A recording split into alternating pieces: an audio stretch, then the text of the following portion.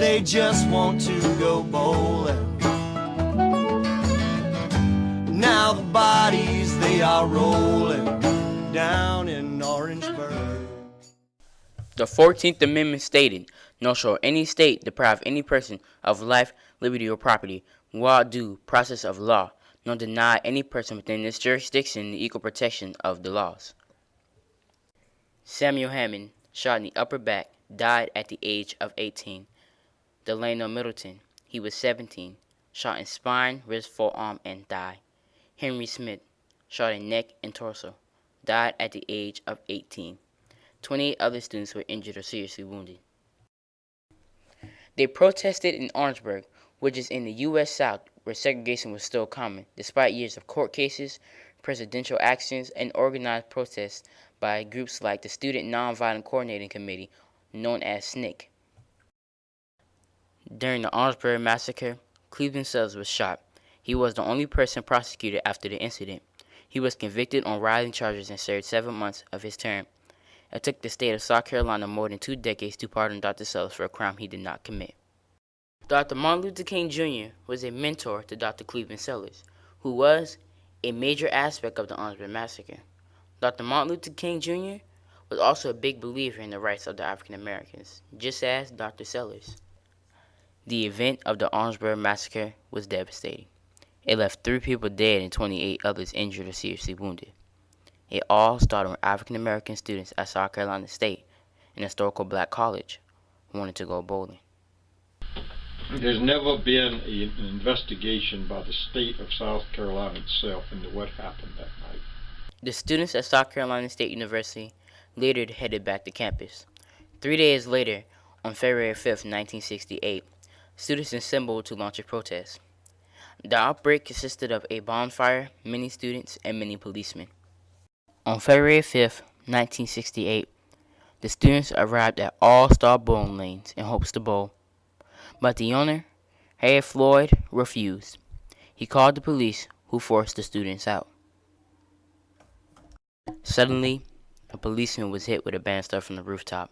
He shot into the crowd, which set off a barrage of gunshots. The effect the Orangeburg Massacre left on U.S. consciousness was almost nothing. The U.S. public had grown weary of news of the Civil Rights Movement, which had been led by Dr. Martin Luther King Jr. for more than a decade.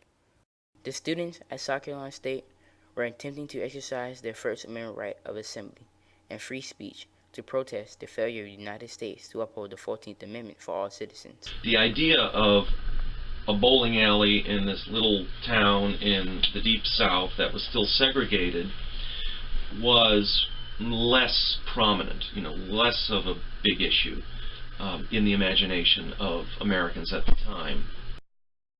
The Orangeburg Massacre had little impact in the U.S. media, especially when compared to the shootings at Kent State University in 1970.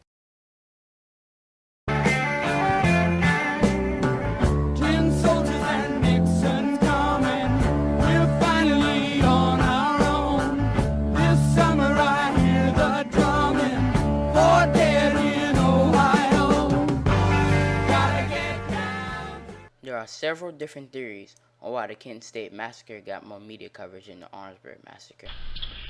The big reason that there was a difference, I think, is the time of day.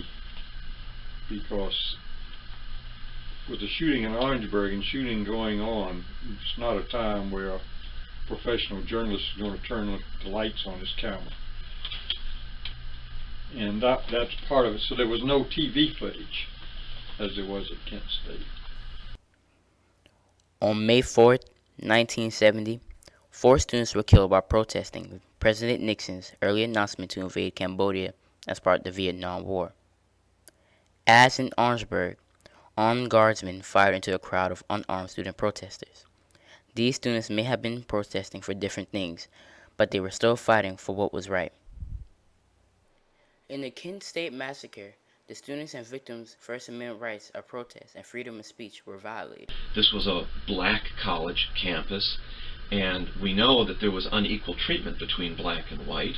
Things that happened to white people tended to be more pronounced and more written about in the media things that happened to black people, especially in the context of the civil rights movement, which by 1968, there was a long sequence of these protests in different states, and so here was just yet another protest, I think, maybe, was some of the thinking. Whereas Kent State was, it stood out because of the issue at hand, because of the racial makeup on campus, because of the time of day, and so many other things. In both instances, students were protesting, although for very different reasons.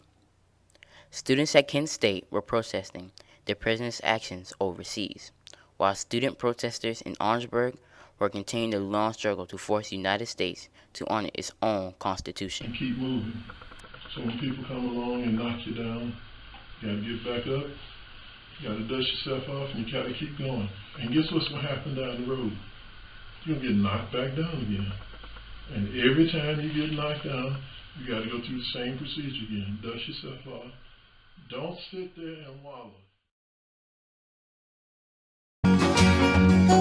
Have you heard about Orangeburg? What happened there 40 years ago? There was angry kids, pigs splitting wigs. They say they just want to go bowling. Now the bodies, they are rolling down in